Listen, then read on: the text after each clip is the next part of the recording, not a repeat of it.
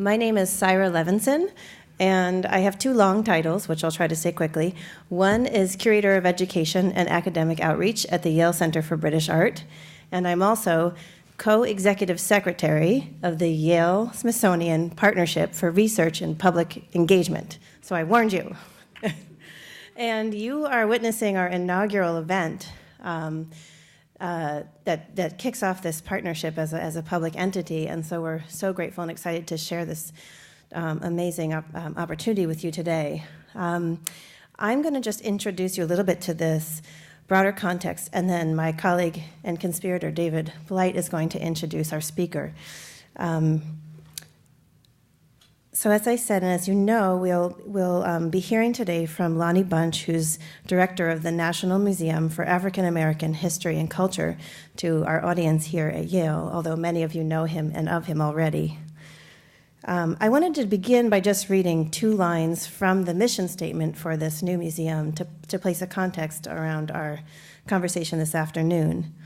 The first is as such: this museum seeks to help all Americans remember, and by remembering, this institution will stimulate a dialogue about race and help to foster a spirit of reconciliation and healing, which is something we've been talking very much about on our campus here. Another line that I think is key to help us contextualize the conversation: equally important is the opportunity to help all Americans see just how central African American history is for all of us. And that provides a context, I hope, for our conversation this afternoon. As you'll see by the list of sponsors for this event that I have to list for you now, we are really engaged and committed to this partnership with this new museum and with the Smithsonian overall. So first of all, this lecture is actually part of a course, a pilot course called Landscapes of Meaning, Museums and Their Objects, that I'm teaching with my wonderful counterpart, Ann Underhill, who's chair of anthropology and a curator at the Peabody Museum, and several of our students are here this afternoon. And we're sponsored by the Franke series for arts and sciences here at Yale. The second sponsor is the Public Humanities program at Yale, and I owe a debt to my colleagues Matt Jacobson and Karen Rothman for helping to organize this event. Third is the Yale University Art Gallery, where we are here today, and Jock Reynolds, Pam Franks, and Marlene Theodore have graciously hosted us this afternoon, and we thank them for that. And then Amy Myers, the director of the Yale Center for British Art, for allowing me to spend time planning things like this. And then finally, the Gilder Lehrman Center for the Study of Slavery Resistance and Abolition. And David Blight will come to the stage and tell us more about our speaker this afternoon. So thank you all for being here.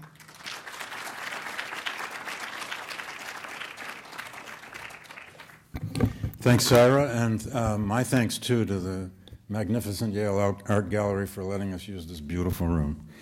It's always a thrill to walk into this place. It's a special pleasure to introduce Lonnie Bunch. I'll try to keep it quick, because we want to hear from Lonnie.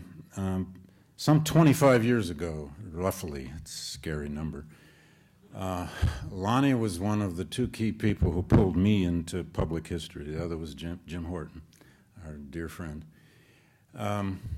Lonnie at that point was in some level of the Smithsonian. I think you were head of curating then, or I can't remember. You've had so many titles at the Smithsonian.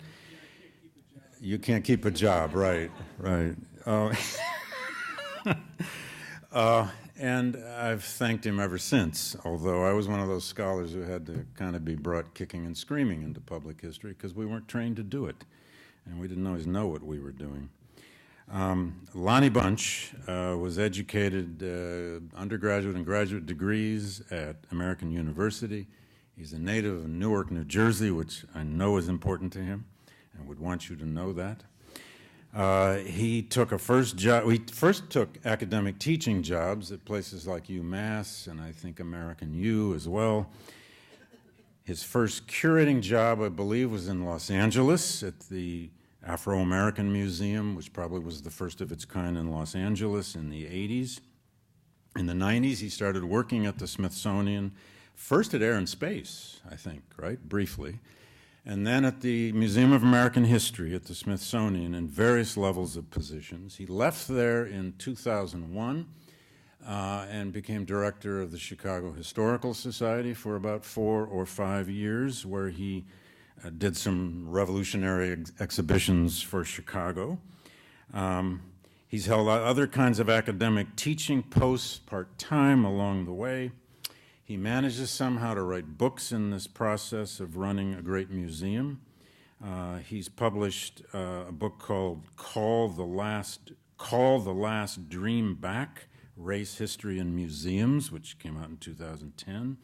Also a book, Memories of the Enslaved, Voices of the Slave Narratives, which I think just came out this year. He's currently working on a book about the making of the new African American Museum of History and Culture. I don't know how he finds time to write on his travel schedule.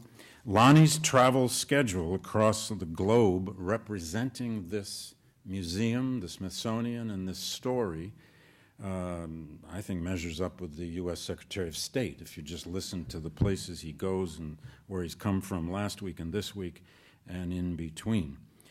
He's now been founding director of the National Museum of African American History and Culture for 9 or 10 years. He's raised over $500 million for this museum, both public and private. He may be the most traveled and sought-after public historian in the world these days. I think I can safely say that. You probably know something because of the recent press coverage about finally, and it's been a long quest for Lonnie, to find a slave shipwreck. 35 to 40,000 slave ships that we know about in 4 centuries of slave trading, and finally a wreck was found off the coast of South Africa, and there's good potential for another one just off the coast of Cuba.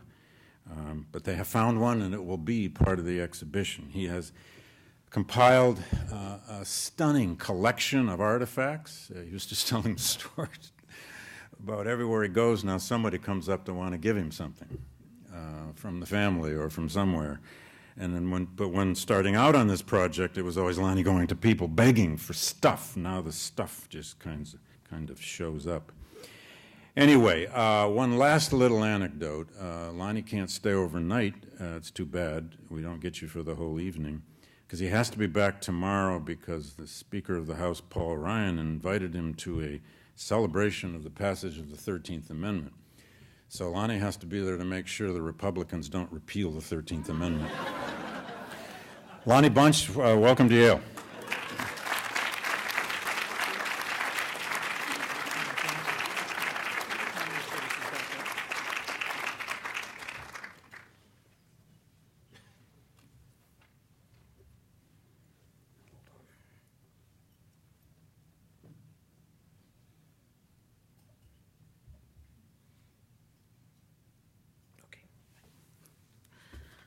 Okay, well, thank you so much for coming, and it's a special treat to spend time with David Blight, who is one of the most gifted scholars in this country and who has taught more than 2 generations about how to think about the tension between history and memory. I'm really glad that David didn't go on so long, because usually when my staff sends my bio, they make people, they tell you everything about me other than the fact that I was president of my 3rd grade class 2 years in a row. See, there's hope for all of us. You know, early in my career, I met a man who talked to me about the importance of remembering slavery. And as we talked, this man was in his 90s. He was the grandson of an enslaved woman. He lived in the plantation where his grandmother was enslaved outside of Georgetown, South Carolina. And one of the things he said to me in our conversation, he said, I'm not really sure what a historian does, but if you're a good historian, your job is to make sure people remember not just what they want, but what they need.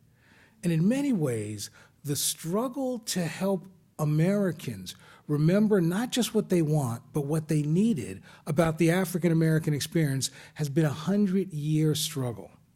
This museum that we will open next year really began as an idea in 1913. 1913, many of you remember, was the 50th anniversary of the Battle of Gettysburg. There were amazing photographs of old Yankees and old rebels shaking hands saying the war is over. But you never saw anybody African American. There was a desire amongst those descendants of the 200,000 African Americans who participated in the war, there was a desire to have a museum, a monument on the mall. And in fact, they began to raise money. And then World War I happened, no museum. Then the idea lay fallow until the late 1920s when Calvin Coolidge, yes, that's rare that I say that name, but Calvin Coolidge actually led a campaign and got legislation passed to create a national museum on the mall. And there was this great excitement. Then, unfortunately, stock market crash, no museum. The idea kept bubbling up, but nothing happened. And then in the 90s, people began to push for this idea, and then a friend of the progressive cause by the name of Jesse Helms killed the museum, just killed it with his power as a senator. And in fact, this building, this museum only passed in 2003. It was signed into legislation by George W. Bush. So the question you might ask is, why did it pass, and why did George Bush sign it? The reality is, in 2003, several things had happened. First of all, there had been a realization that the civil rights movement was important. In some ways, it was almost romanticized as a feel-good moment. And so many people of the civil rights movement began to leave the scene, and there was a desire to tell their story. And this led to someone like John Lewis, the great civil rights leader, to introduce legislation. But the legislation really passed in part because for the first time it was bipartisan. Lewis was smart to put together an array of people, including very conservative Republicans like Sam Brownback. And because of that bipartisan support, it passed legislation. It passed through the Congress. But it also became real, candidly, because by 2003, you had over 60 years of brilliant historical scholarship. You had the kind of information and evidence that would help a Smithsonian interpret this important and rich culture. But also you had a class of people, both black and white, who had the money to support this kind of an institution. And so in 2003, it became real. In 2005, I came back, and I was asked to basically build a national museum. And I realized this was the first time ever in the history of building national museums that a national museum anywhere started completely from scratch. In 2005, there was a staff of 2. There was no idea where the building would be, obviously no architect. There were, unlike any other museums, not one object in the collection. And there was no money to be had, although my youngest daughter did give $7.35 to start us on the path. But what I realized is that 10 years ago, this would be the greatest job in America. So at 8 a.m. every morning, I was so pleased to have this job. And at 2 a.m., I always thought this was the dumbest thing I've ever done in my life. And part of the reason why it was such a difficult issue for me was because in many ways, all we had in 2005 were the unmet expectations of many generations. What we had, though, however, was because of those expectations, we were able to put together a vision that I think has served us in good stead. Because on the one hand, the vision was easy. It was to create a place that would help us to remember. Right? That's easy. To help us remember maybe in new ways the Martin Luther Kings or the Frederick Douglasses or the Sojourner Truths. But it also had to introduce us to many people who get left out of the narratives. It had to introduce the public to the enslaved women who took care of their children every morning before they went into the field and who refused to let the field strip them of their humor or of their humanity. It had to help us remember the family that left the south side of Alabama to get to Chicago in search of a better day. It had to help us remember women like my own grandmother who took in other people's laundry and scrubbed other people's floors to make sure her children and grandchildren wouldn't have to. It had to, however, be a place, as John Hope Franklin used to always tell me, that told the unvarnished truth. It had to be a place that would allow people to cry as they pondered the pain of slavery or segregation. But it also had to be a place that allowed America to confront its tortured racial past, to recognize how important race in the African American experience was and continues to be to the American experience. But in many ways, it also had to be a place, however, that would go beyond simply remembering. It had to be a place that would use African American history and culture as a lens to better understand what it means to be an American, to centralize race, to make the argument that this is not an African American museum for African Americans, but that in essence, this story is too big for one community. This is a story that shaped profoundly all of us. When we think of core American values of resiliency, optimism, spirituality, where better to look than within the African American community? When we think about those moments when we've expanded our notions of liberty or citizenship, where better to look than within this community? So it was crucially important to realize that this museum had to matter both to those who cared about this subject, who were of this community, but also all those others who were going to come into this museum to learn that this was their story as well. But we also realized for this to work, it had to be a national museum that looked at things through an international lens. Most of us know Americans don't do international well. That's not what we do well.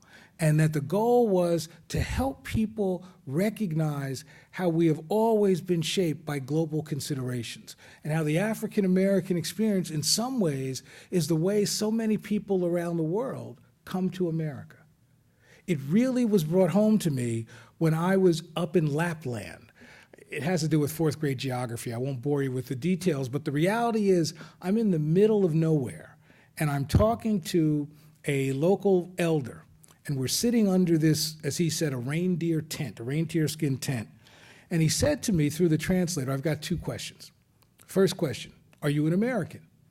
I wasn't sure what that meant, so I'm trying to figure out what he really said, but I said, yeah, I'm an American. And then he said, well, do you know Al Green? Now, I'm in the middle of nowhere, and he's asking me about Al Green, the rhythm and blues singer. And I said to him, how do you know Al Green? He said, Al Green is America. So when I came back and called Al Green, he said, of course they know me. But the reality is, it reminded me the power of this culture and the importance of understanding it through a global lens. But the other aspect that struck me of a national museum had to be a place that would be about collaboration. In some ways, it wasn't good enough if this museum thrived and prospered. In essence, it had to be a place that would help museums around the country do their work. And we realized that in many ways, this museum would be like a beacon. It would draw you to Washington, virtually or actually. And then the key would be to then push you back to local museums.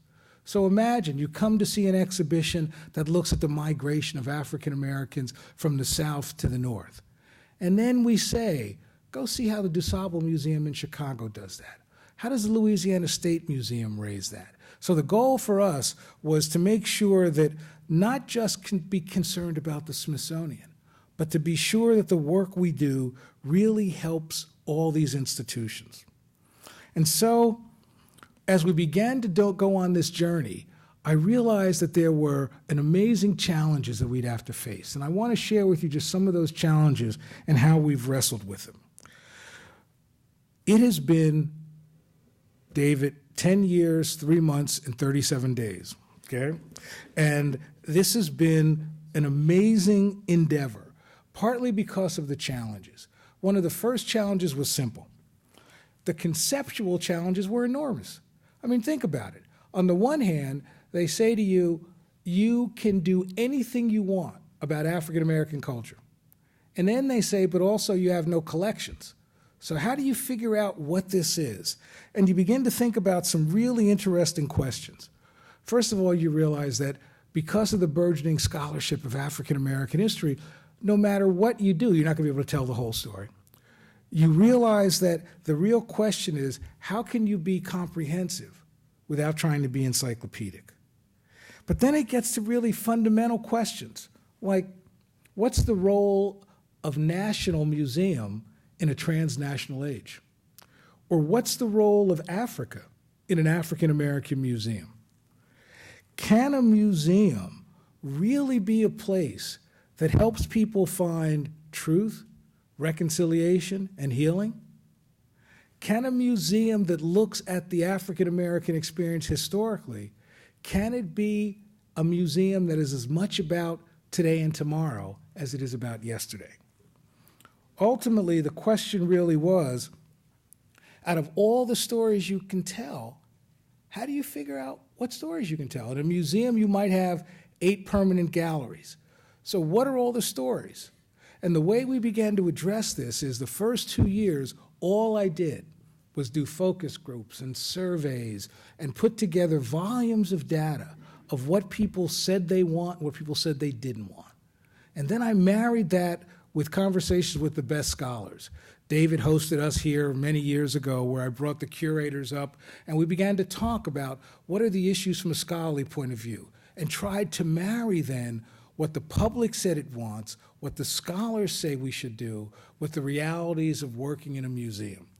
Because think about it, if I said to you, what are the stories we should tell? If you start listing them, well, you'd need to do the Civil Rights Museum, Civil Rights Movement. You probably need to do something on enslavement. You need to do something on the military. Do you do something on sport? What about music? What about work? And you suddenly realize that you could use 4 buildings to tell this story. And so what we really tried to figure out was really 2 questions. One, how do we do something that's very hard for museums? How do we humanize history? How do we say, yes, there's stories of slavery and migration, but we reduce it to a human scale, that we give people the opportunity to care and engage around this. And then, maybe more than anything else, museums are often guilty of giving simple answers to complex questions. How do we, in a museum, help the public embrace ambiguity? How do we craft museums that allow the public to recognize where the great learning and where the great issues are, which is around the edges, which is in the shades of gray? So how do we make sure that as we give people the narrative that they come to museums for, that there's ambiguity and questioning and challenging? So all of that led us to sort of crafting a museum that's really divided into thirds. A third of the museum gives the public an amazing narrative from Africa into the 21st century. And then a third of the museum gives the public a look at culture. And what does that mean? Whether it's music, film, theater. And then a third of the museum looks at community, looks at regional variations, looks at the military, sports as a community, giving the public these different ways to access African American history. So really the challenge was figuring out what's on the floor of this museum. But I'll tell you what was a bigger challenge. A bigger challenge was managing Congress. I know, an oxymoron. The reality is the Smithsonian is part of the federal government. So we had to convince Congress at one of the most partisan times to support this museum. And what I thought was when I came back, I realized that not only did we have to convince Congress, but because Congress was our biggest donor, that I needed to pay attention to them like I would pay attention to other donors. So when I first came back, the Smithsonian said, well, you got to go meet the appropriators. And I had known some of the folks before, but they said, you're going to meet an appropriator from North Carolina who is not going to like you. He is going to really not like you. And they kept saying that. And I said, well, how bad can it be? So the night before I met him, I ran into him at a reception at the Library of Congress. He was from North Carolina. My mother was from North Carolina. I tried everything. My mother's from North Carolina. Aren't we friends? And it looked like it was going pretty well. He laughed. We had a good time. So the next morning, I go into his office. And it's one of those offices where the congressman's chair is up here and your chair is down here to let you know right away who's in charge. And he had 15 members of his staff standing along the wall, standing, not sitting. So I walk in and I say, well, Congressman, it's good to see you. He cuts me off right away. He says, listen, I want to be clear. I do not like you. I don't like this museum. I'm not sure I like the Smithsonian. And then he goes on to say that he doesn't think this museum should exist at all. But what he would do is he'd give me $25,000 for me to make it a website, and then I could go away. He said, I'll give you $25,000. He kept saying that. I didn't know what to do. Finally, he paused, and all I could think of was to say, well, I was at the Museum of American History for many years, and one of the things I saw was how people respond to the authentic, how people responded to the Star-Spangled Banner or the Greensboro lunch counter that I collected years ago. Well, suddenly, when I said that, the guy starts to shake, and he reaches for his throat, and he turns red, and I'm thinking, I killed him. I said, my career's over. I could see the news now. Bunch kills member of Congress. And the guy gets red, and he starts to cry. And his staff, just picks me up and pulls me out. And I'm sitting there going, what the hell did I do? And I'm standing there, and 20 minutes later, he comes out, and he's crying. And he said, I wanted to tell you that when the Greensboro sit-in occurred in 1960, I was a student at Wake Forest. And I helped raise money to bail these people out of jail. And he said, boy, you've just made me remember. And I thought, I'm in. And he put his arm around me and he said, I like you. I'm not giving you any money, but I like you. Well, he lost his reelection bid, so don't mess with the Smithsonian. But the reality is that most members of Congress really we had to figure out how to get them in our side.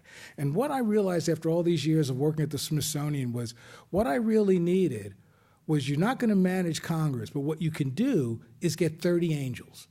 All I needed were 30 members of Congress from both sides of the aisle who would say what we were doing was good.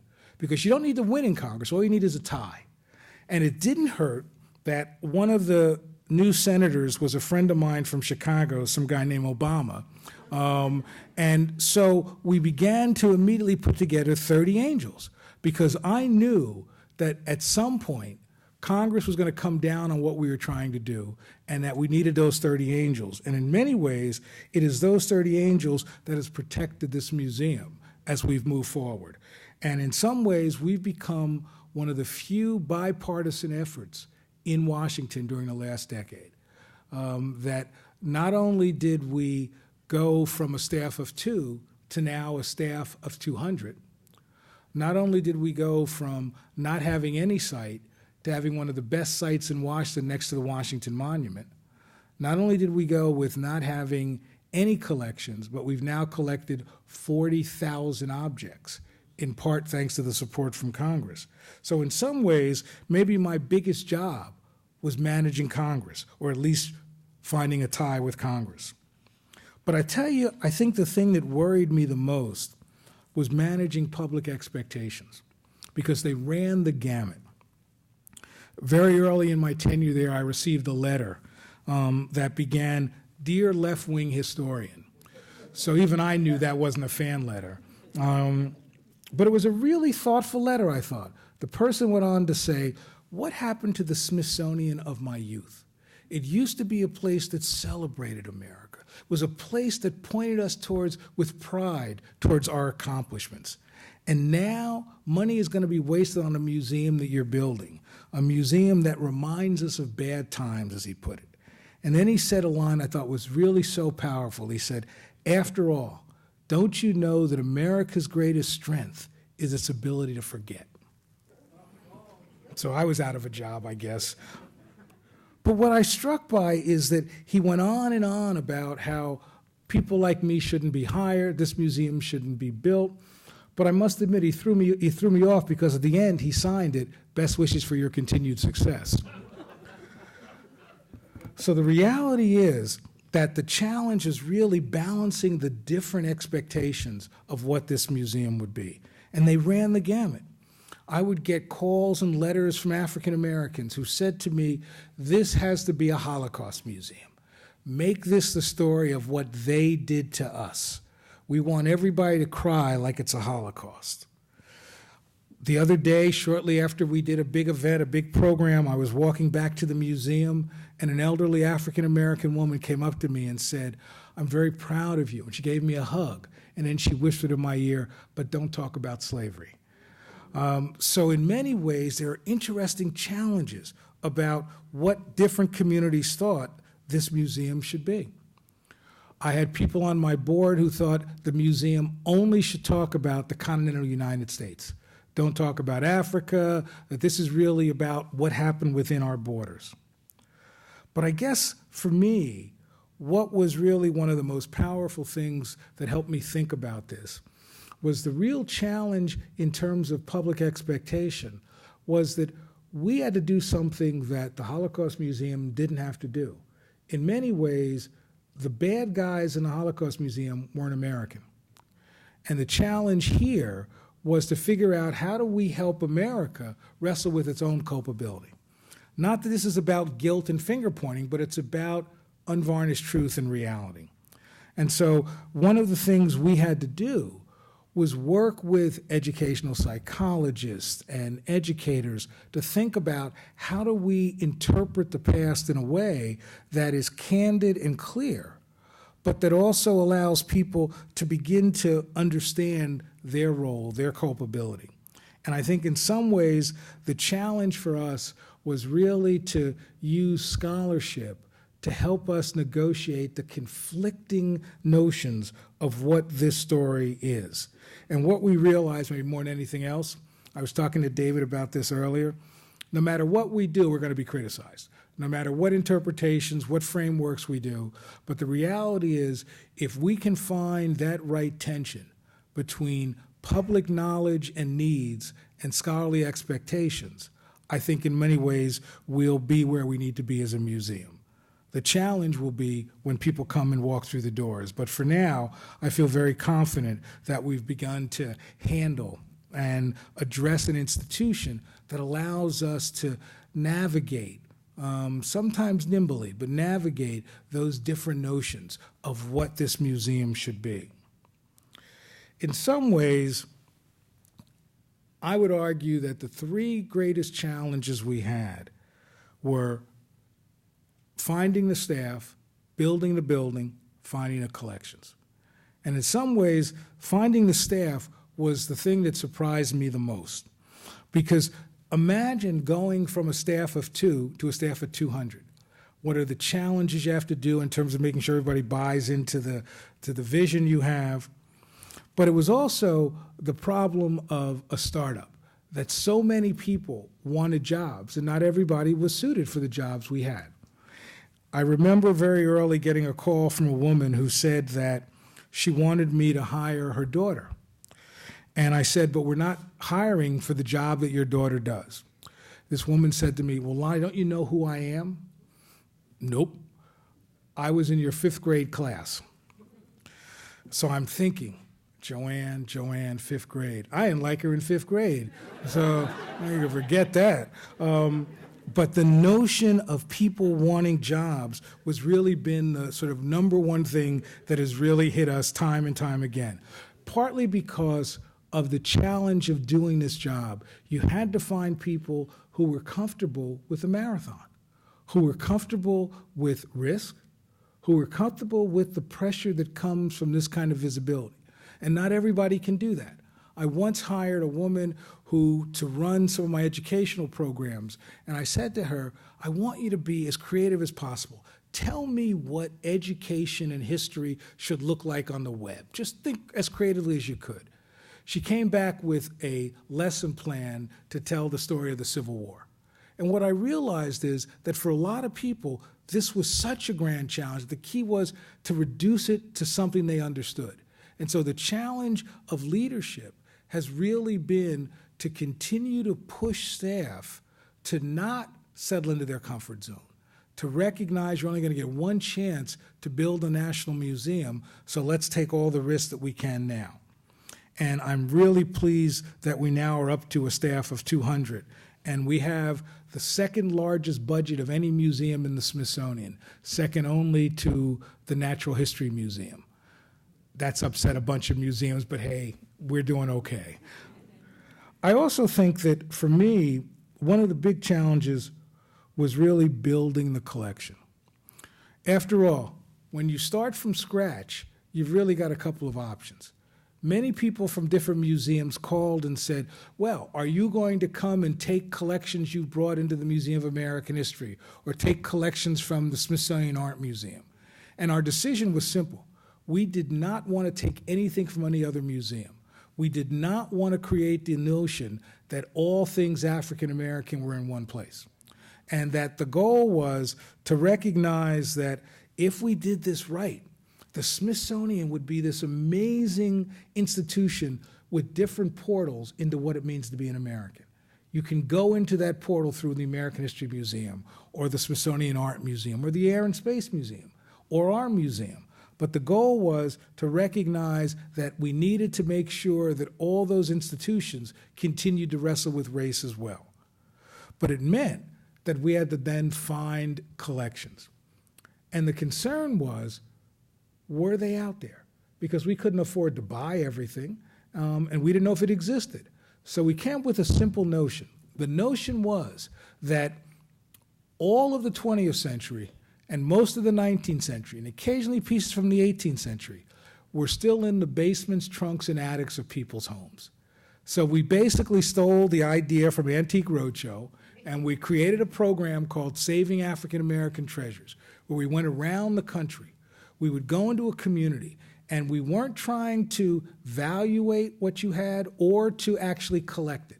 What we did is we brought people who could help you preserve grandma's old shawl, or that wonderful 19th century photograph, or that old oval photograph that many communities, many families had. And the goal was that we'd have you bring out your stuff, and you would get the cradle that was being made by my staff, or we tell you how to preserve it. And then what would happen is people would then say, well, you know, now that you've helped us, we want to give this to you. And what we would do is we would automatically say, give most of what you want to bring to us, give it to the local museums. So we made sure that when we were in Charleston or Detroit or Newark or LA, that the local museums reaped the biggest benefit. Now, if it was, in the scholarly parlance, really cool, it came back to DC. But on the whole, we tried to keep things local. But what it allowed us to do was find amazing things that I really told Congress that I could find, but I was lying like a rug because I wasn't sure we could. I think about things that came as a result of that. We were in Philadelphia, and we did a program, and some interesting things came, but the next day, it was on the news and television. I got this call from a collector who said to me that he had material from Harriet Tubman, and would I come to Philadelphia to see it?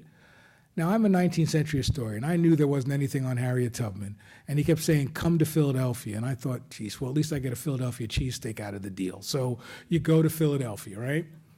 This guy pulls out a box, and he reaches in, and he starts by pulling out photographs of Harriet Tubman's funeral that I had never seen. And then he pulled out material that she carried with her as she went into the South. And then he pulled out a shawl. There's a famous picture of Harriet Tubman 3 days before she died, wrapped in this shawl. There it was in front of me. And that he then pulled out her hymnal, that had all those spirituals she would sing when she went into the South. Steal away, Jesus, swing low, sweet chariot. And by the time he pulled that out, everybody's crying. And so I thought the guy was going to say to me, well, here's what it's going to cost to get this. He said, I want to give it to the Smithsonian because this needs to be in the hands of the public. And what we realized over and over and over again, where people were waiting for this museum, waiting to open their trunks and their attics to share things with us. And it's been amazing what people have given us. My favorite was we were doing something in rural Virginia, and this family came up to me, grandfather, son, granddaughter, and said, "We have a freedom paper we'd like to give you." Now, we've all seen freedom papers, but this was a freedom paper from someone who was enslaved just outside of Washington, D.C. in Loudoun County. But what was so powerful about it was that this man knew how important a freedom paper was to his own freedom and his family. So he actually made what he called a handmade tin wallet. And he put the piece of paper in the wallet.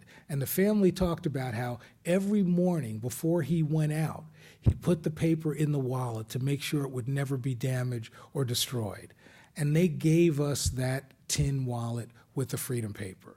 And so you think about, we all know about what freedom meant and getting your freedom and your freedom papers, but to have it in that wallet with the family stories have been really very powerful for us.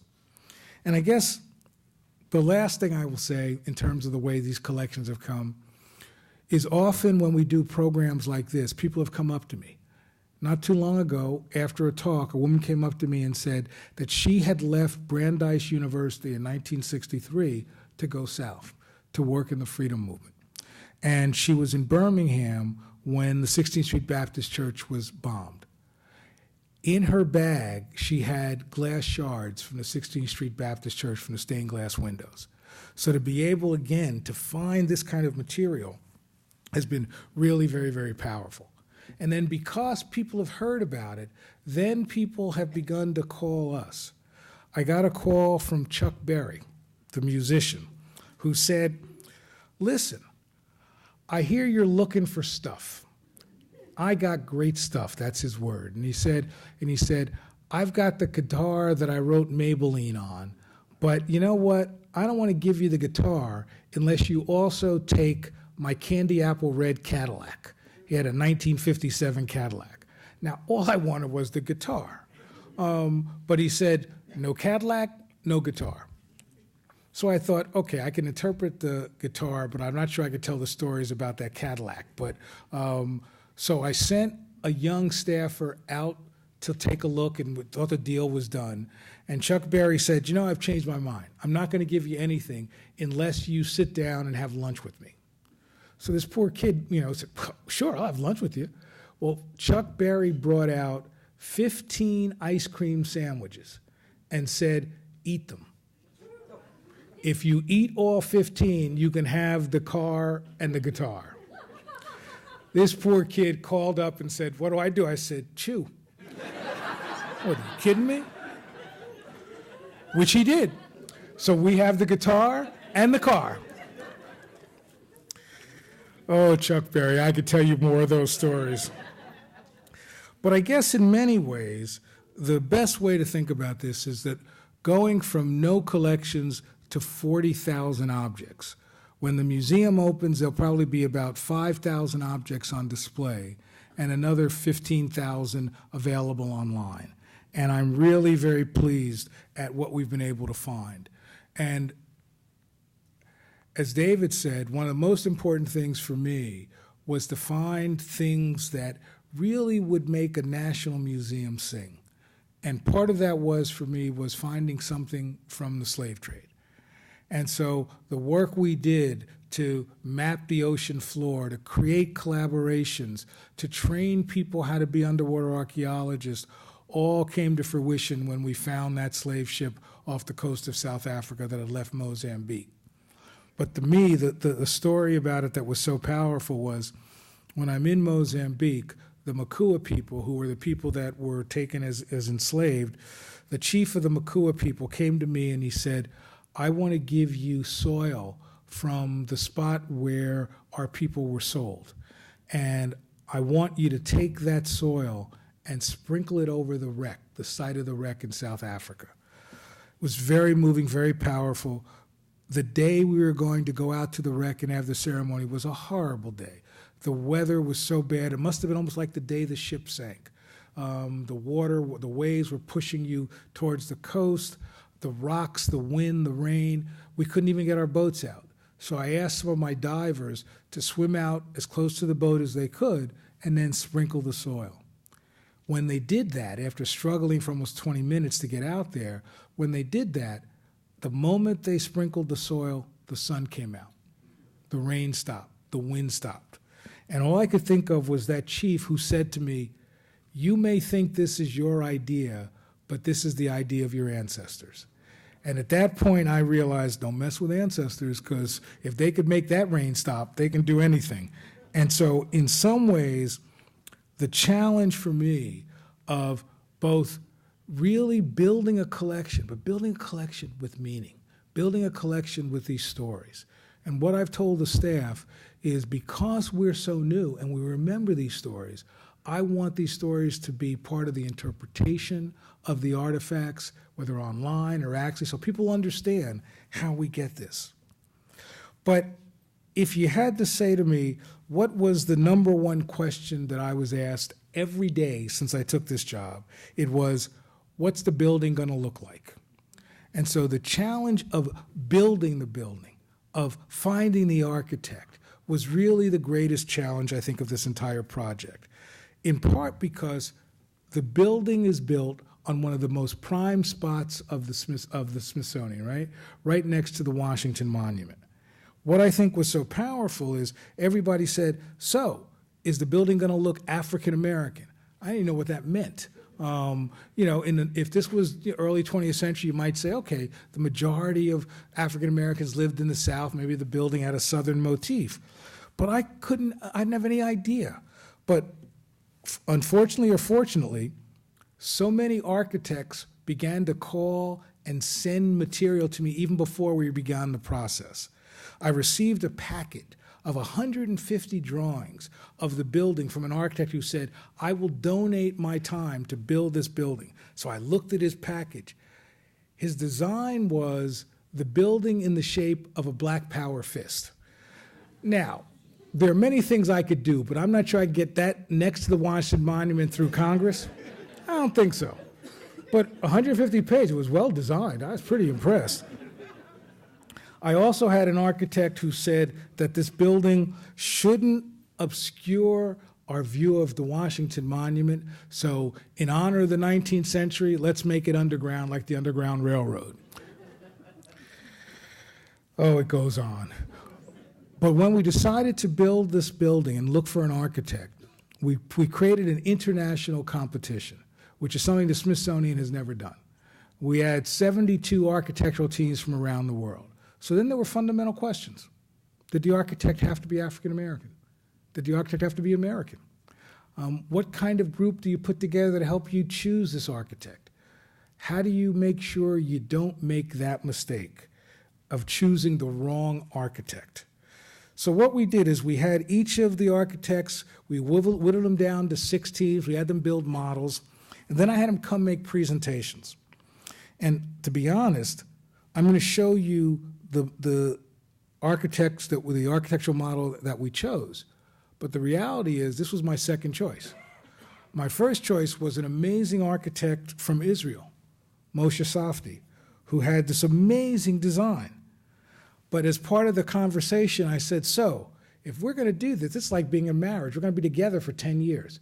So help me understand how it is that when you have a debate with your client, how do you resolve that? And he said, the architect wins. Okay, he didn't get the job. But what we did do is put together an amazing team that was headed by David Adjaye, who is now considered one of the star architects, and Phil Freelon, and a variety of people. And so let me give you a sense of what the building looked like, and then I'll conclude by talking about what we hope will happen with the building.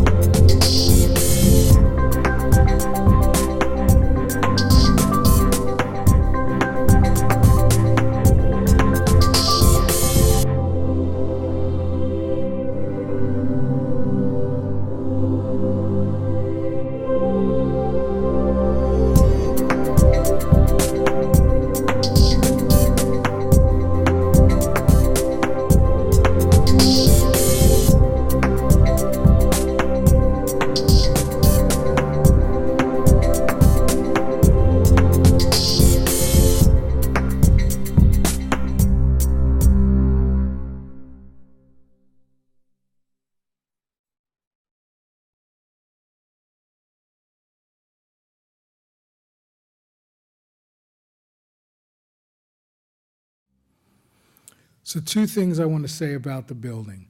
One is, if you notice, if you've been to Washington, most of the buildings on the mall are kind of a white marble.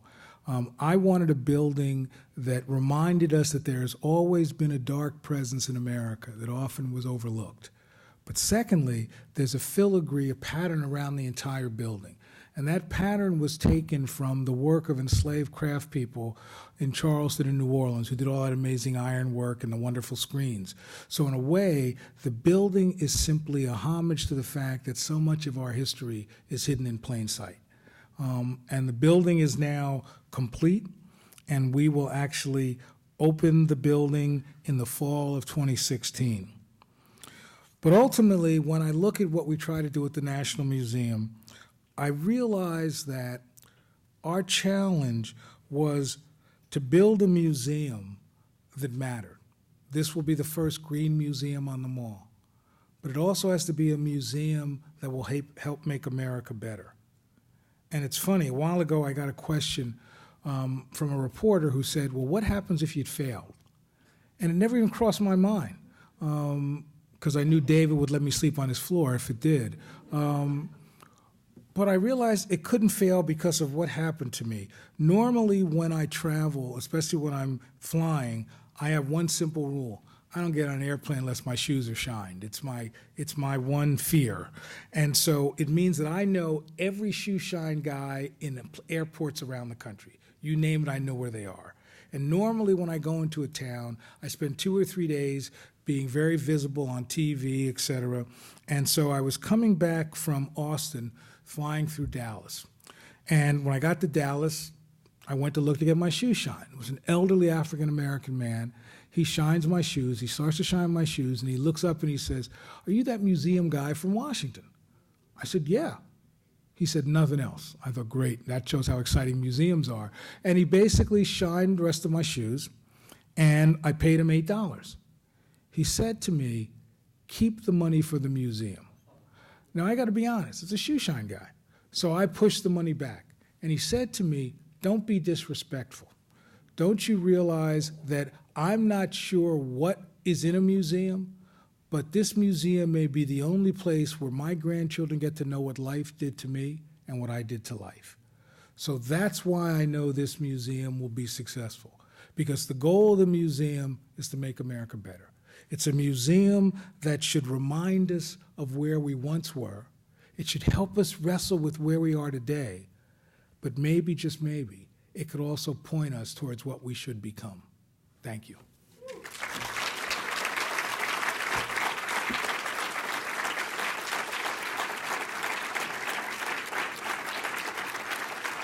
Take other questions? Thank you.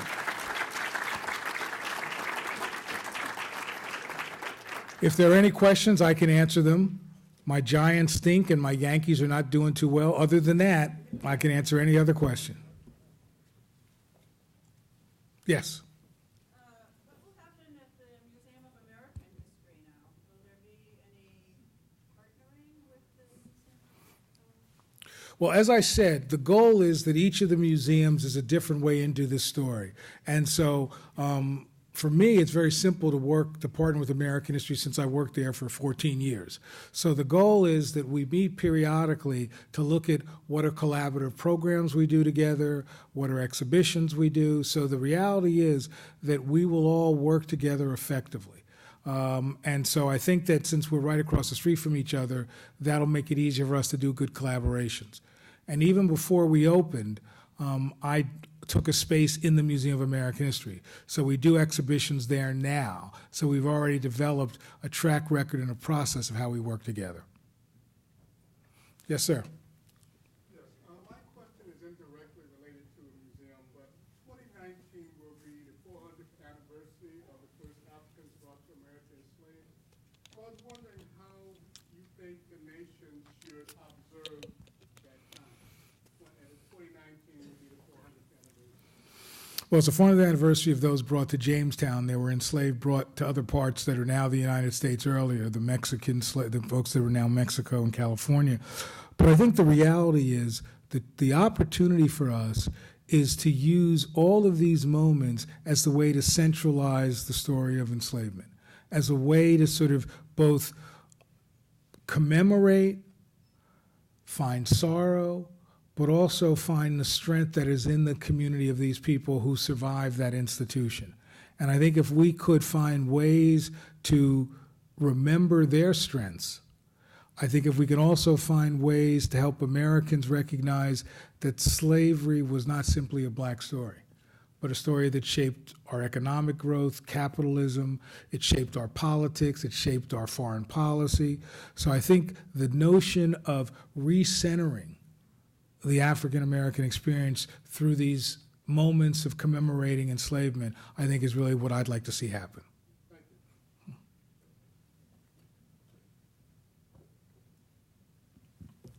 I'm curious how you see the process of representing culture versus the process of representing history as separate and dependent.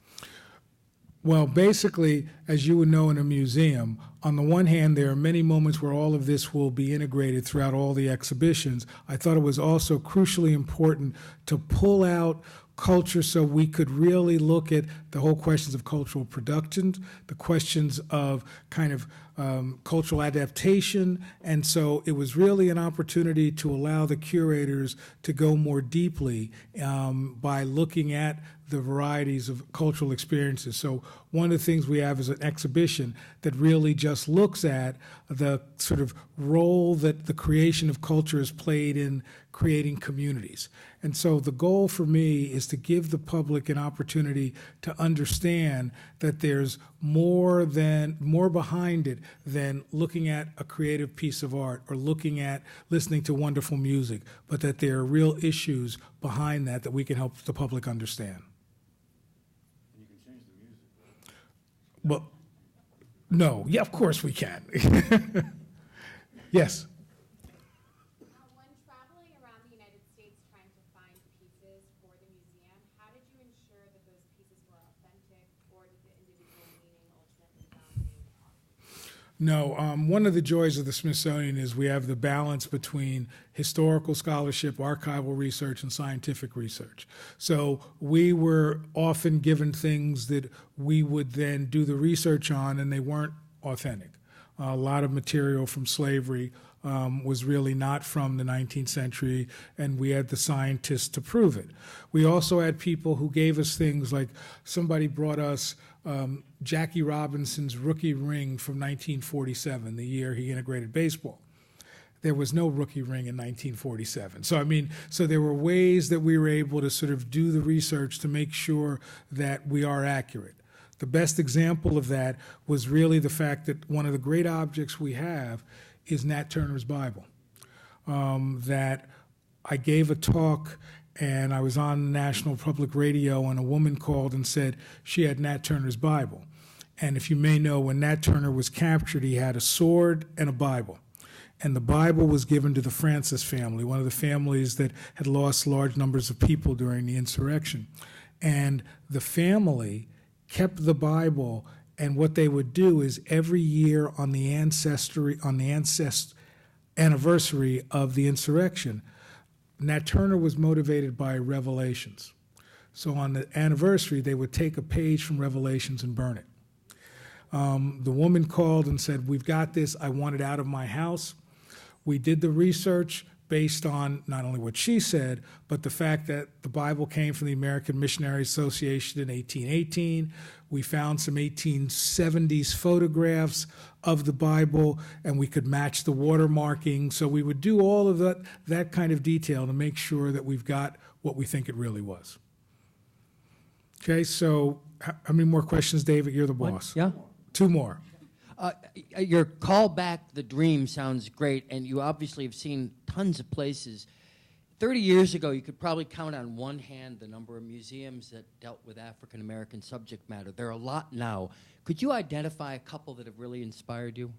Oh, great, because now the ones that I'm not going to say, they're going to, oh. Well, I think that let me do it this way. there are exhibitions that have moved me to no end. Spencer Crew's exhibition on Field to Factory was amazing. I think the work that Monticello has done in terms of re-centering slavery in their own experience. I think that the work that was done at some of the small places. There's a little museum called the River Road Museum in Louisiana that does really innovative work that is community-driven. I mean, I think that in some ways I recognize that without the Charles Wright Museum or the DuSable Museum or the California African American Museum, there would be no national museum.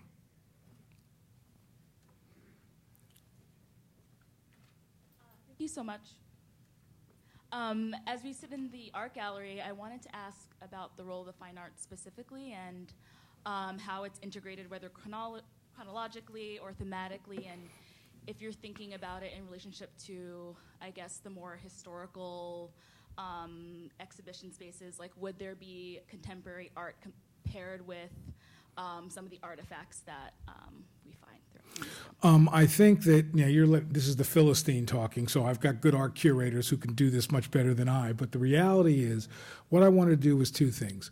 One was to integrate art through all the museum so that it's used as part of the interpretive experience when we talk about enslavement, contemporary art, historical art.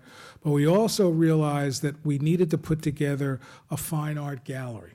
So there's a space, and it's not done thematically, it's not done chronologically, it's done thematically, but it gives you a chance to see Bannisters and Duncansons and Archibald Motley's and more contemporary work. So it really is then a two-sided coin.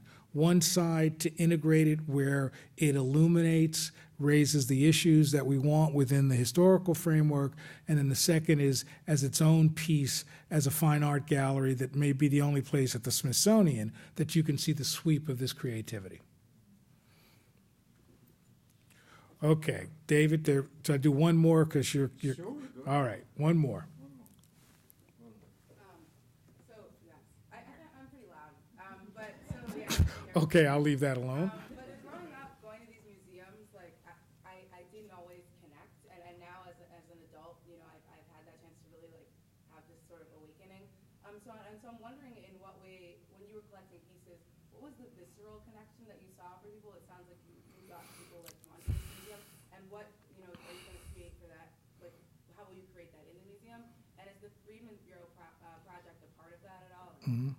Yeah, all right, let me answer that. The Freedmen's Bureau is one of the things that we're doing. We really felt that the Freedmen's Bureau records are the most important records of the transition from slavery to freedom. And they're amazing records, but unbelievably difficult to use. So by the time the museum opens, we will have those indexed and searchable online. And we think for Americans, black and white, who have relatives during that period, this is going to be one of the great finds for them. In terms of what we want to try to do is we realized that as we collected this, it mattered so much for people to share their stories, for people to, as I said, reduce it to human scale. And so part of what we're really doing is to both make sure that the way the exhibitions are designed, you're going to have those moments to be able to sort of hear the story, see the story, engage with the artifact. One of the artifacts that moves me to no end is we have an auction block that was in Hagerstown, Maryland. And the day that the auctions took place, there was a red flag wave. So we have the red flag in the auction block. And we have the stories of families whose memories talk about their families being sold on that block. So we really want to make sure that we tell those stories in a way that is respectful, but that gives it a kind of meaning that makes it real. Okay? All right, thank you all very much.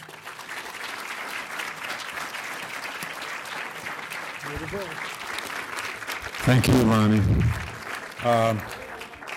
I just want to say we all live in a time when some days it's not easy to find hope. But God, this is a story that, really, and I'm a cynic, but this is a story that brings hope, and nobody does it quite like you. We've got to hustle Lonnie out of here fairly quickly, but so if we push him toward the door, you can still ask him things, but we're going to have to push him. So thank you all for coming.